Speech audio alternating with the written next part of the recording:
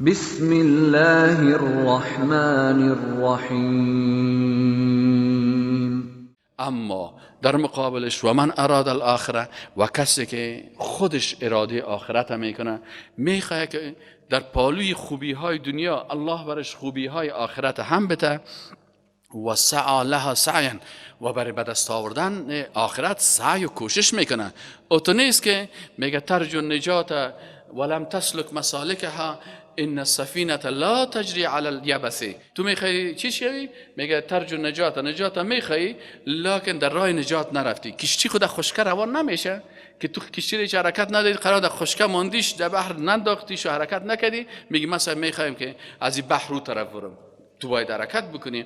اینال الله متعال میگه و من اراد الاخره، اگر کسی آخرت را میخواه، و سعی لها سعیها، در حالی که سعی و کوشش میکنه برای به دست آوردن آخرت، سعیها سعی و کوشش خود را، و هو مؤمن، در حالی که او خوب یقین داره به امی نعمتهای الله و به آخرت الله، فاولئک، پس همی گروه مردم، کان سعیهم مشکورا، می باشد سعی و کوشششان مشکور، یعنی قبول شده.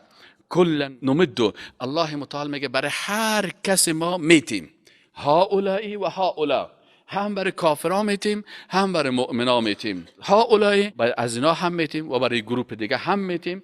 من عطاء ربک، از عطای پروردگارت. کافر هم الله متعال بر اساس ازی که الله رحمان است، بعض نعمت های خدا بر از اینا هم میده. حتی بسیاری وقتا برای کافر از مسلمان کده بیشتر میده. کافر بلند منزل بسیار لوکس داره، کافر تیاری بسیار لوکس داره، تیاری داره که در بین تیاریش حتی اوز او بازی در داخل تیاریش است، هتل در تیاریش است. برش میتیم، هم برای زنان میتیم، برای مسلمان ها هم میتیم. هؤلاء و هؤلاء من عطاء ربک، از بخشش پروردگار تو.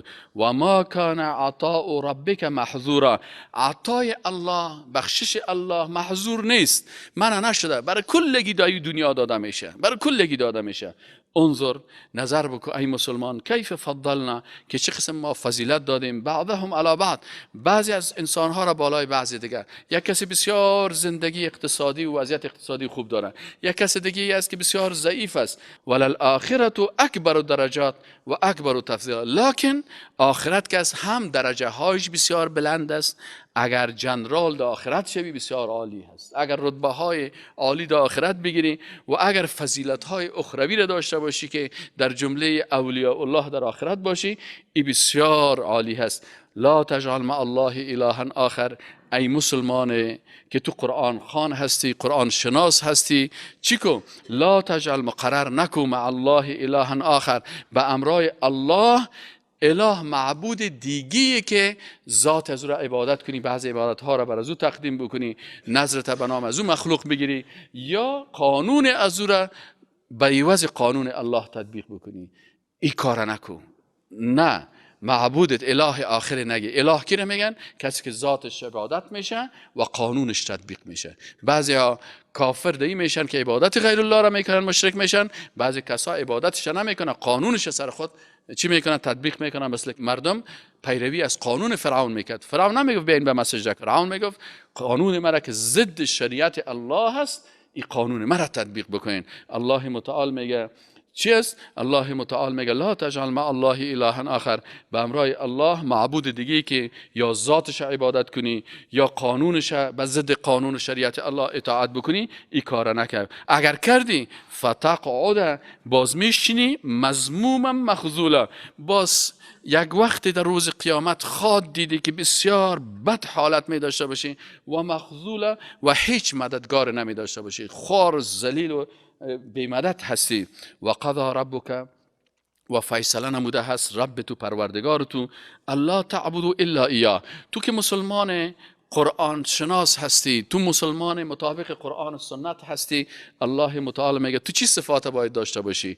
این صفت خو پیدا کردی که فقط ذات الله را عبادت میکنی و فقط شریعت الله را تطبیق میکنی. دیگه فیصله الله را هم در نظر داشته باش که فیصله الله چی است؟ الله تعبدو، ای که عبادت نکنین الا ایاه، مگر الله را. نظرت خاص برای الله بساز، رکوعت خاص برای الله بکن، سجدت خاص برای الله بکن، کلیت پیش پای هیچ مخلوق زنده و مرده خم نکو. حتی ولو که پیغمبر هم باشه سر سجده در مقابل پیغمبر اجازه نداری که بکنی. هر کسی که باشه نظرت به نام الله بکو. حیوانه که ذبح میکنی در زیر پای عروس و زیر پای حاجی و زیر پای قبر و زیر پای بت، پرنده یا حیوانی را ذبح نکو. الله متعال میگه که فیصله الله هست که عبادت نکنین بغیر از الله. و بالوالدین احسانا، به مادر و پدرتان احسان بکنین. چه قسم احسان به مادر و پدر میشه؟ احسان به زبان میشه. سه قسم احسان است. یکی احسان به زبان است، به مادر و پدر بسیار الفاظ شیرین بگو. و دوم قسم احسان با حرکات است، با دست و با چشم و با این حرکاتت مادر و پدر خفه نساز. که وقتی سر تو امر میکنه با دستت یک قسمی بکنی یا با کلیت یک چیز بکنی، نه، این هم احسان نیست. میگه با چشم، با چشمت میگی، با چشم سرت با احترام پایین میکنی. این دو قسم احسان است. سوم احسان به مادر و پدر چی است؟ که در عایداتت، در معاشاتت باید چی داشته باشی؟ به مادر و پدرت سهمیه داشته باشی. حتی اگر مرده هم هستن، به نام از اونا چی کنی؟ صدقه جاریه بکنی. مثلا از این قرآن شریف که همین جوانا به یاد است، همین بسیار جوانا هستن به خاطر مشکل اقتصادی مثلا قرآن شریف به یاد ندارن پیش روی خود، یک چند تا خریداری بکو. برای چی؟ اگر مادر و پدرت فوت کرده بگو اینمی 30 جلد همین قرآن هدیه کردم با این آوردم در این مسجد باشه، مثل که یک نفر این 30 جلد مثلا صحیح البخاری را چی کرده؟ هدیه کرده و اینجا مانده صدقه جاریه برای مادر خود. اینه میره که تو اگر بگذاری تا روزی که خوانده میشه و استفاده میکنه ثواب اجرزو بر از اونها میرسه. الله متعال میگه و بالوالدین احسانا، بر مادر و پدرتان چی کنین؟ احسان بکنین. اما یبلغن عندک، اگر سنشان برسه، عندک در نزد تو همین مادر و پدرت، الکبره، بچی به سن کلانسالی و بزرگی، 60 ساله شوه، 50 ساله شوه، 60 ساله شوه، 70 ساله شوه، احدهما، یا یکی از اینا، او کلاهما، یا هر دویشان، یا مادرت زنده هست یا پدرت زنده است یا هر دویشان زنده هست و هر دویشان امرای تو هست، پیش تو هستن، فلا تقل لهما اف. حتی از نگاه احسان زبانی باید الفاظ خوبی بگویی. یک لفظ زشته که ولو پیش تو بسیار عادی هست، کلمه اف است، ایره هم به مادر و پدرت نگو. فلا تقل لهما افن، بر والدینت اف نگو. ولا تنهرهما، بالایشان چیغ نزن که او مادر چقدر دوا برات بیارم، چقدر کار دارم، وی تیاتت بگو، وی ده تشناب خراب کردی، وی را صحیح نرفتی، وی دوایت صحیح نخورده. این الله متعال میگه این کار نکو. و بانگ مزن بالایشان، چیغ نزن سرشان. و قل لهما قولا کریما، بسیار سخنهای نیک برشان بگو. واخفض لهما جناح الذل، به مادر پدرت بالت اوت شکسته بدار. مثل که دو پرنده وقتی که جنگ میکنه، اما یکیش که شکست خورد، اما تو بال خدا چی میگیره؟ اما تو شکسته میگیره که یعنی من خود شکست خوردم. تو امی شکست در مقابل مادر پدرت بپذیر. پیش از او بسیار شکسته باش. چه قسم شکسته باش؟ یکی شکست و ذلت عبادت است که بر الله می داشته باشی. بر از اینا ذلت عبادت نیست، ذلت است من الرحمه. قرآن میگه به اساس رحمت اونا تسلیم باشی، به اساس رحمت و مهربانی. و قل، خب این کارا را کردی از نگاه عملی. از نگاه دعا چطور است؟ میگه حتی برشان دعا بکو و بگو که ربی، ای پروردگار من، ارحمهما، بالای مادر و پدرم اردویشان بالایشان رحم بکو. اگر زنده هستن صحت و عافیت برشان بده، اگر مردن مغفرتشان بکو. کما ربیانی صغیرا، مثل که اینا مرا تربیه کردن در کوچکی. یعنی احسان والدینتان فراموش نکنین. وقتی که تو خرد بودی، همین مادرت که امروز سرش خنده میکنی و پیچ سفید است، این مادر تو یک وقتی که یاد بیار که تو خردترک بودی که بستم و غنداقت از گندگی پر میکردی، این مادر میبرد دور میششت. احسانش به یادت بیاد. تو یادت رفته خلطه که پر کردی، حالی قدر جوان شدی و کته شدی، اوی تو به یادش بیاد. اون وقتایی که تو مثلا تا صبح رو به خور نمیماندی، او رو به یادت بیاد و بگو که پروردگارا اونا را رحمت بکو. پدرم میرفت چقدر سختی، با چقدر زحمت، با چقدر مشکلات. بسیاری پدرها بیچاره وظیفه ندارن، امکانات ندارن، حتی اگه دارن مانده زله خوار بیچاره می باشه، میارم یک لقمه نان، یک نفقه رو به تو اولاد خود میته، توش نام خدا ماشاءالله خوب جوان شدی. حال دیگه میگه ای نصیب، سر مادر خنده میکنی، سر پدر خنده میکنی. الله متعال میگه این کارو نکنین. چی کنین؟ بگوین که رب ارحمهما، ای پروردگارا سر مادر و پدرم رحم بکن، کما ربیانی صغیرا، مثل که مرا چی کردن؟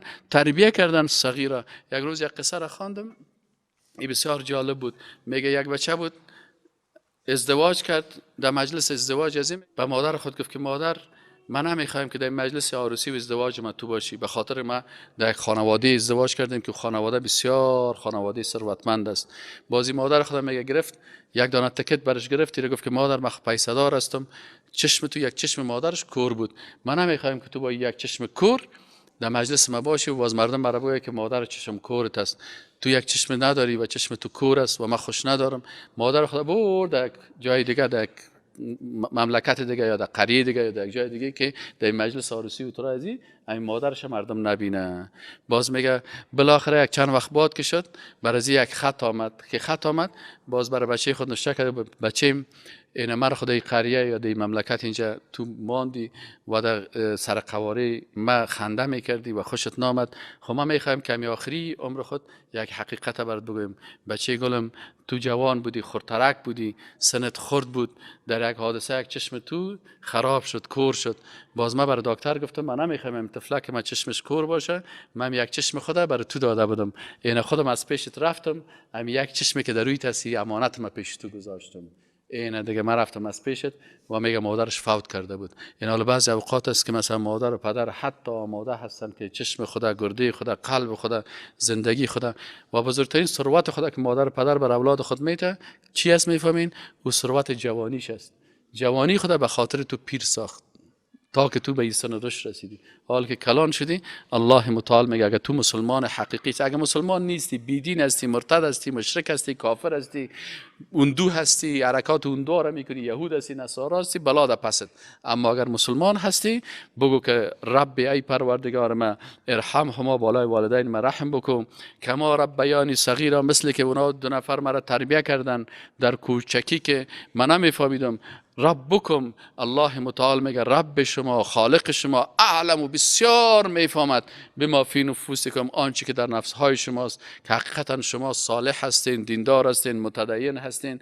ان تکونوا صالحین، اگر شما نیکوکار باشین، فانه، پس یقین داشته باشین که الله متعال کان هست للاوابین، برای انسانهایی که به الله رجوع میکنن، اگر اشتباه کردن پس توبه میکنن و رجوع میکنن. باز الله متعال میگه اگر کس به مادر و پدر خود ضرری رسانده، خفه ساختیشان، تابال نمیفهمید، همین روز برای دستهایشان ماچ بکنه، رویشان ماچ بکنه، برای مادر و پدر خود خدمت بکنه و برش بگوید که من اشتباه کردم، غلط کردم، اینی کالا را مادر جان برات آوردم، اینی دوا را ضرورت داشتی برات گرفتم، پس دوباره اونا را خوشحال بسازن. باز الله متعال میگه که اگر شما صالح باشین بگید مادر جان، پدر جان، من تابال قرآن نخوانده بودم، من مسلمان غلط بودم، آل مسلمان قرآنی شدیم، مطابق قرآن و سنت طاعت شما بالای من لازم است، خدمت شما، احسان شما.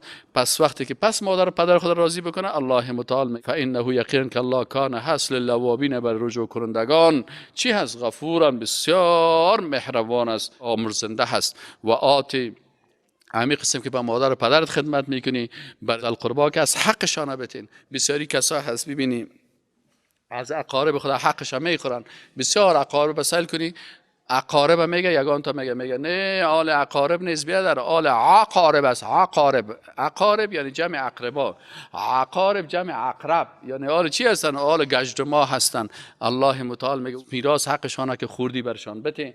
بعضی کسا حق بیادر خدا میخورن، بعضی کسا حق بچه کاکای خدا میخورن، بعضی کسا حق خانواده خدا میراثش میخورن. این پدر کلانش در سجل از پدرش بیادر خدا این بیخی از سجل رو گم میکنه که هیچ که از ما چیز ما نمیشه، هیچ مستحق نیستن. الله متعال میگن اگر تو قرآن خواندی و تو دین خواندی، برای اقاربت حقشان برشان بده. چی حق میراث باشه. بعضی کسا حق زن خدا میخوره، مهرش نمیده. بعضی کسا حق دختر خدا میخوره، مهر از رو میگه در جیب خود میپرده. بعضی کسا حق خواهر خدا میخوره، میره برای دروغ بانا کرده، میره زمینه که از رو بر خود میگیره، مال از رو را برای خود میگیرن، میراثش برای خود میگیرن، وارا بازی میته. الله متعال میگه باز چی است؟ باز هر سال دیگه عمره روان است. از پیسه چی؟ از پیسه حرام. الله متعال میگه اگر تو مسلمان هستی، برای ذل قربایت، برای اقاربت، برای خواهرت، برای مادرت، برای خانمت، برای اعضای خانوادهت، برای برادرت، برای دوستایت، برای کسایی که در فامیل تو هستن،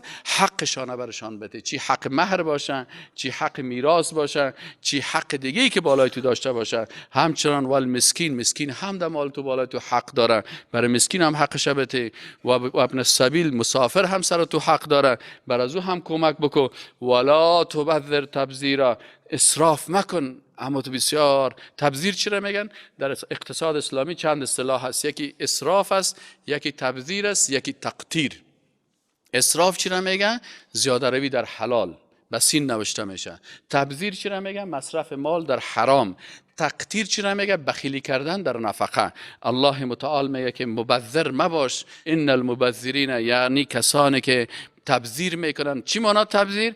یعنی مال خود در ساز مصرف میکنن، در موسیقی مصرف میکنن، در شراب مصرف میکنن، در قمار مصرف میکنن، در سیگرت و چرس و هیروئین و نسوار مصرف میکنن، در کارهای حرام مصرف میکنن، در قیلون مصرف میکنن، یونت ها میپرتن در موبایل خود، باز 24 ساعت فیسبوک هایی که در او حرام است در او مصرف میکنن، در چیزهایی که اگر فیسبوکت برای حلال است، برای دعوت است، او مشکل نداره. اما با صورت چالان میکنی که باش فیلم های خراب سیل کنی، باش که فیلم های ناجایز سیل کنی، زنای نامحرم سیل کنی.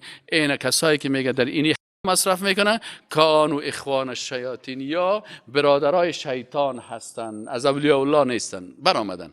کسایی که پول خود مصرف میکنن. داروسیم $1000 به سازنده دادم، داروسیم مثلا اینقدر به خاطر تکبر خود مصرف کردم، در مرده پدرم اینقدر به خاطر غرور و تکبر و بدعت ها مصرف کردم. الله متعال میگه اینی کسایی که مال خود در حرام مصرف میکنن، در غلطی مصرف میکنن، چی هستن؟ ان المبذرین، آنانی که مصرف میکنن مال خود را در حرام، پیسه میتن، میمانی های شرابخوری، میمانی های زناکاری، میمانی های رقص، میمانی های ساز، اینمی کلش مبذر گفته میشه. یا چی میشن؟ میگه کانو اخوان الشیاطین، میگه یا برادرای شیطان هستن. و کان الشیطان لربه کفورا، شیطان هم چی؟ میگه شیطان یک مخلوق زشت است که برای پروردگار خود این ناسپاس بود، کافر بود.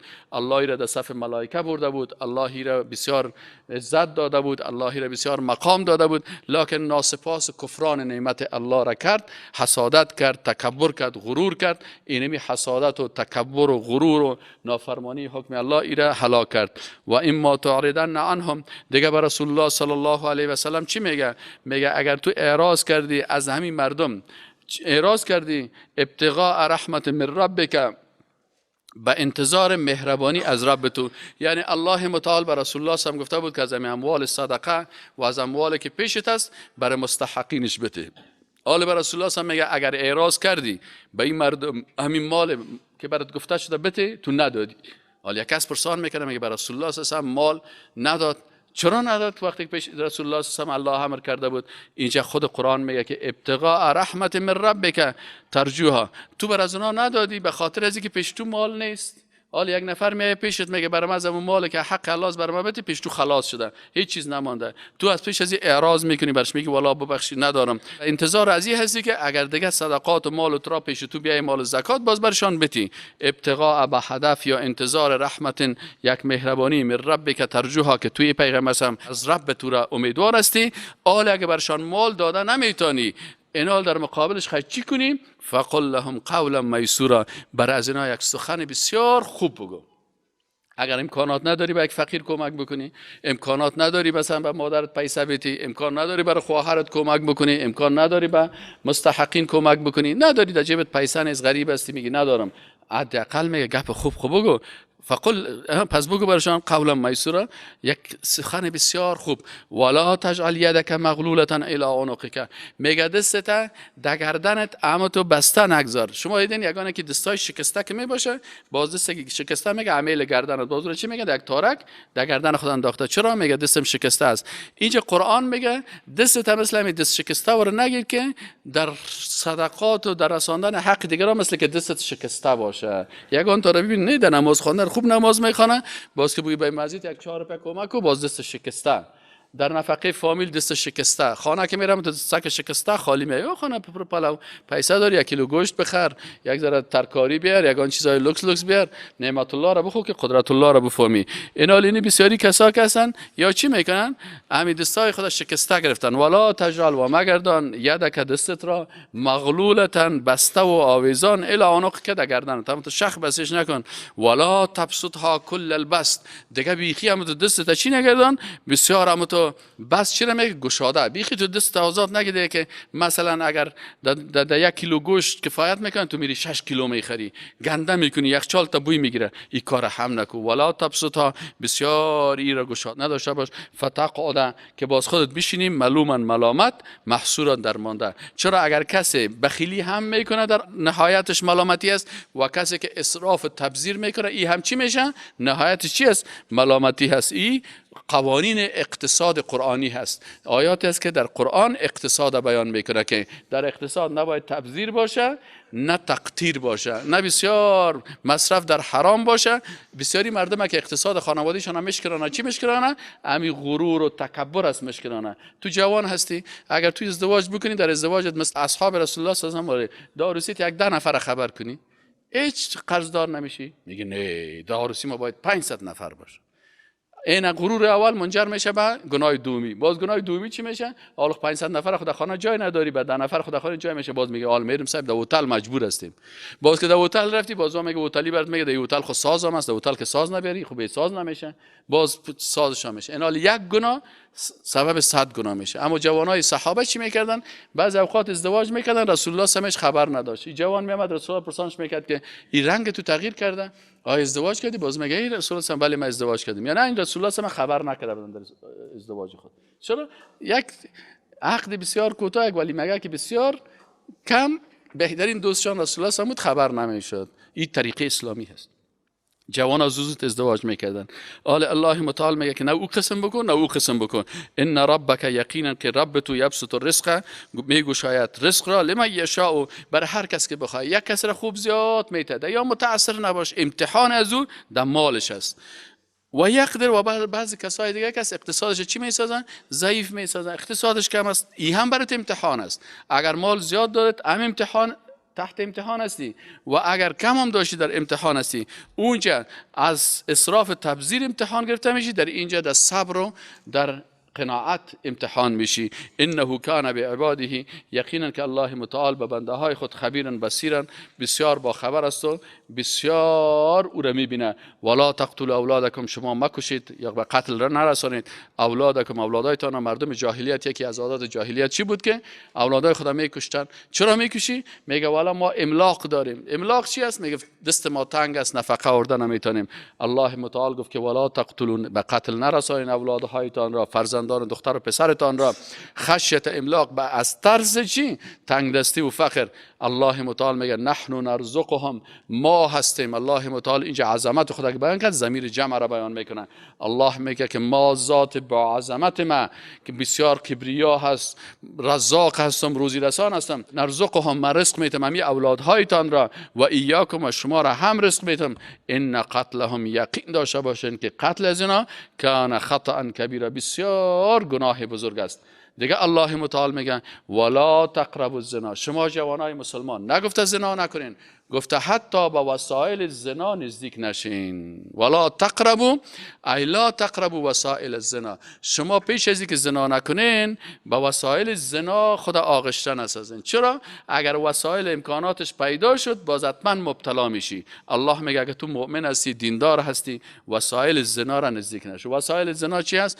اول امکانات داری در جای درس که اونجا اختلاط است، اونجا درس نخوان، برو جای درس بخوان که اختلاط نباشه. کت دختر نامحرم دست نتی، کت دختر نامحرم قول نتی، به دختر نامحرم تصویرش سایل نکن، چشمایت از نامحرم خود بگی. اینمی کلش چیست؟ وسایل زنا است. وسایل زنا چی است؟ امروز قول دادن است، دیگر روز مذاق کردن است، دیگر روز گپ زدن است، دیگر روز مسیج فرستادن است، دیگر روز ارتکاب به زنا. دختر مسلمان و بچه مسلمان اینمی وظیفه‌شان است. تو دختر مسلمان که هستی، حجابت مراعات بکو، چشمت مراعات بکو، دستت مراعات بکو، حرکت مراعات بکو. در قسمت نامحرم بسیار محتاط باش. الله میگه ولا تقربوا، نزدیک نشین به وسایل زنا.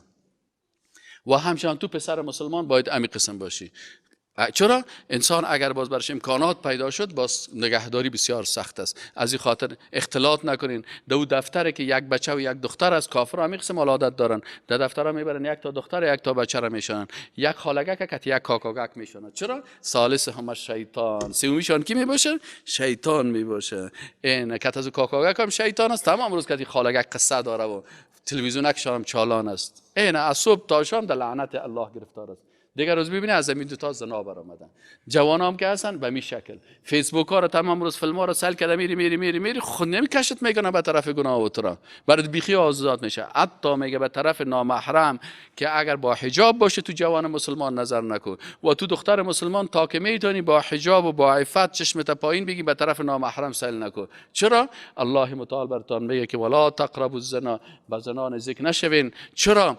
انه کان فاحشا، اینمی زنا کس یک بی حیایی هست، پیش الله بسیار زشت است. و ساء سبیلا، و یک راهی بسیار زشت و بد است. ولا تقتلوا النفس التي حرم الله الا بالحق، الله متعال میگه دیگه قتل نکنید ان نفس انسان را که اون نفس را که التي اون نفسی که حرم الله او را الله حرام کرده که مؤمن است، مسلمان است، متدین است، عقیده داره، این میگه شما قتل نکنین الا بالحق، مگر مطابق همون حقوقی که باز مثلا قتل کرده باشه قصاص میگیریشه، یا مثلا مرتد شده باشه او بالایش مثلا محکمه اسلامی فیصله میکنه، یا مثلا همون کارهایی که ای کرده که مستحق امو قتل است. و من قتل، و هر کسی که کشته شود مظلوما در حالی که مظلوم باشه خودش، فقط جعلنا، الله متعال میگه گردانیدیم لولیه، به وارثه از او، سلطانا، چی دادیم برشان؟ قدرت و قوت دادیم که ای باز میتونه قصاص بگیره.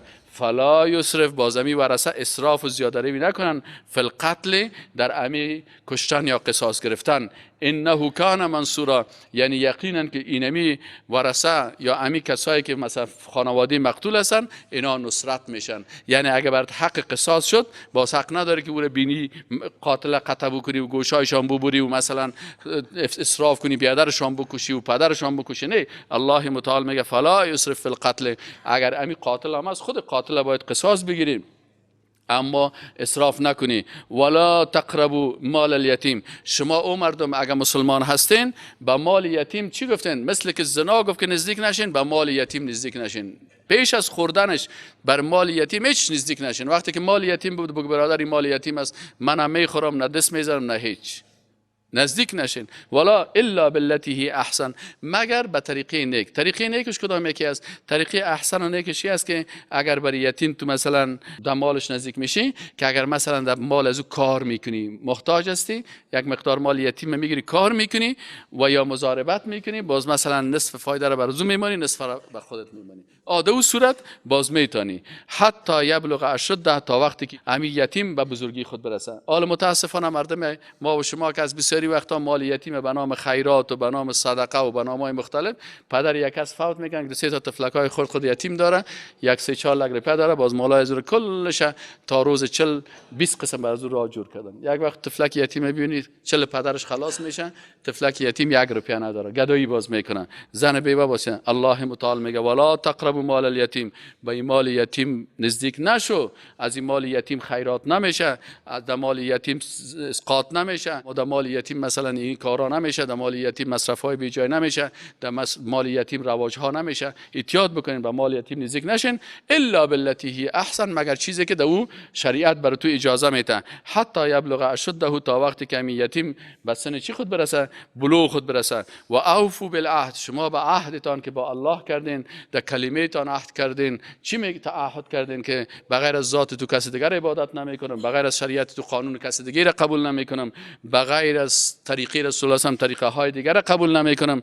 ای وفا کنین به می عهدتان، طریقه رسول الله فراموش نکنین، عبادت الله را به کسی دیگر انجام ندین، شریعت الله را نقض نکنین، اندیشه های کفری را و قوانینی که ضد شریعت الله هست را قبول نکنین.